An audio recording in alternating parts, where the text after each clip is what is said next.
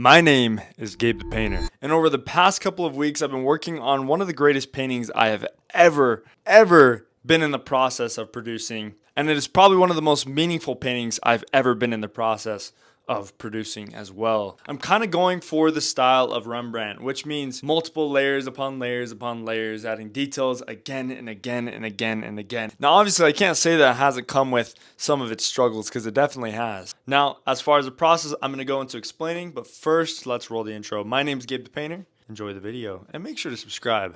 Sorry, that is amazing. Thank you so much. Absolutely. I love it. Now, obviously, I can't say that it hasn't come with some of its struggles, because it definitely has. It has driven me at many points, almost to the point of exhaustion, and I've just had to really fight through it, and I've learned a lot as I've done this. Number one, just about perseverance and about enduring through those projects that are hard or that are exhausting at some point. And number two, I've learned a lot about both the character of Christ and what Christ might have looked like. And I'm being serious when I say that, because I've done a lot of studies. So I went as far as to find the description from Pontius Pilate sent to Caesar, the emperor of Rome, and exactly what he said. He talked a little bit about what his hair color was, what his eye colors were. And we're actually going to be touching on both of those things within this video, and I'm so excited for you guys to see this, because I think it turned out great. And that next part of the description comes from the Shroud of Turin, which, if you guys haven't seen the past two videos of this series, I highly recommend you go check it out, because I give a lot of insight on why these things might actually be the real shroud that was placed over Christ's body, and why Christ might have actually looked way different than we would have ever expected, as far as the movies, the paintings all perceive him or portray him, right? I think he was a lot more different than those things show us. And so you're going to see in this painting a lot of things that might be shocking, but to me, I don't know if you guys will feel the same thing. There was a lot of confirmation as I was painting him, and I'm still in the process of painting him. There's probably going to be a couple more videos within this installment, all the way up until next week. And the reason that I have until next week is because there's something we have. It's an auction. It's basically an auction for our church, and actually in particular for the youth of our church.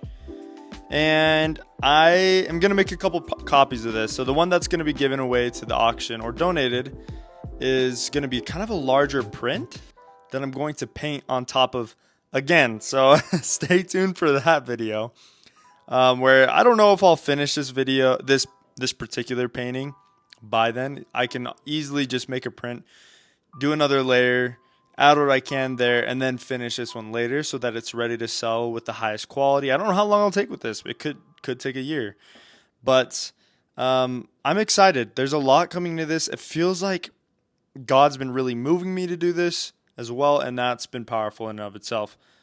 But get ready for this. So I went over that right cheekbone with Azo Gold and Interference Gold.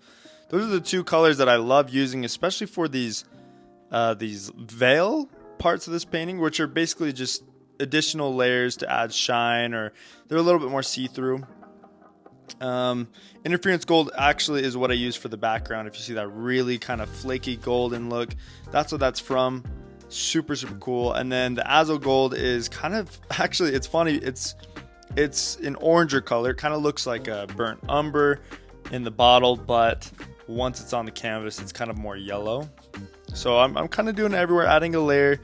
It's going to look kind of vampiric a little, which feels so wrong, especially for a painting of Christ, but it's 100% necessary when you're trying to do this kind of style. So now I'm going back in.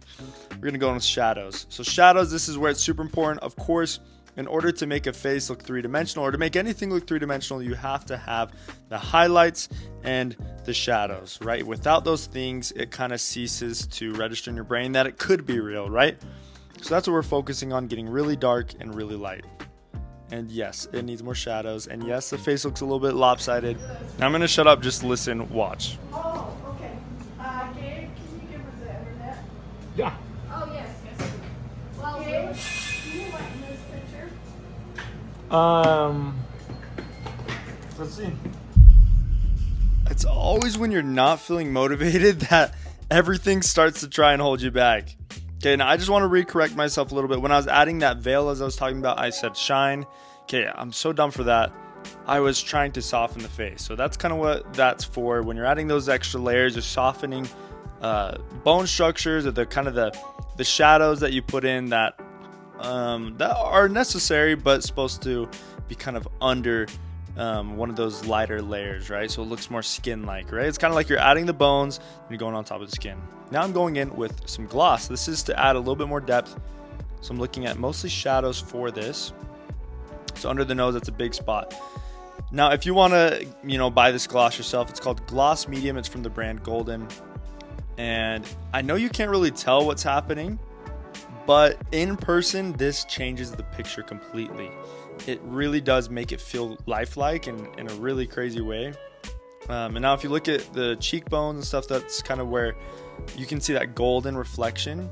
You won't see that at some angles. That comes from the interference gold. Check that out. Look at that quality. So cool.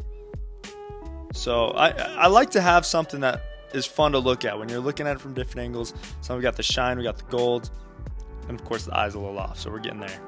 But we're going back in. I felt the mustache was a little bit skinnier at the beginning of the video. So start thickening it up, and now I'm adding those shadows. Actually even thickening up and lengthening the beard. Of course, I forgot to film this next part. With saturated colors, brought out the highlights again and reshaped facial features. So that was the whole point. And yes, he's looking like kind of like an Egyptian cat-like being, but we're gonna fix those things as well. Again, that's what those veils are for, to soften those hard lines like on the eyes. Again, lights and darks, that's the biggest part. So as I'm painting, and here, I just want to say this. I've only used a few colors. Azo Gold, I just barely added Phthalo Turquoise. That's the first time I've used anything else, but it was just Azo Gold, Alizarin Crimson, and then of course that Interference Gold. And here and there I used different variations of those colors I was using, but I really only use those few, and it shows you how much you can do with just this small amount of colors. Of course I had some whites and I had some blacks as well, just in case, but still very minimal colors. And it made it feel like there's a lot more colors involved in the picture. If you really look at it, you wouldn't even think about that. But you don't need that much to make something look really special, and it was a fun challenge to begin with. But that Phthalo Turquoise was so fun because as I brought it on over kind of that amberish eye color that I had originally painted in, it created the color I exactly needed with some layers to make it feel realistic. It almost looks like the eyes have some depth to it, right? And also on top of that, I don't know if you guys can tell from this angle, I'm not really filming from different angles as often, but when you're walking around this painting, it looks like the eyes are following you. Something I was obsessed with as a kid and just accidentally stumbled across, right? I accidentally added it in with this painting, and it feels like it just makes sense a little bit. Yep, you can see those eyes. Thought they turned out really cool. And there is the face of my Christ. I don't know, to me it feels pretty accurate. It feels pretty confirming that that's what he might have looked like. But again, I'm not claiming any of this is exactly the truth.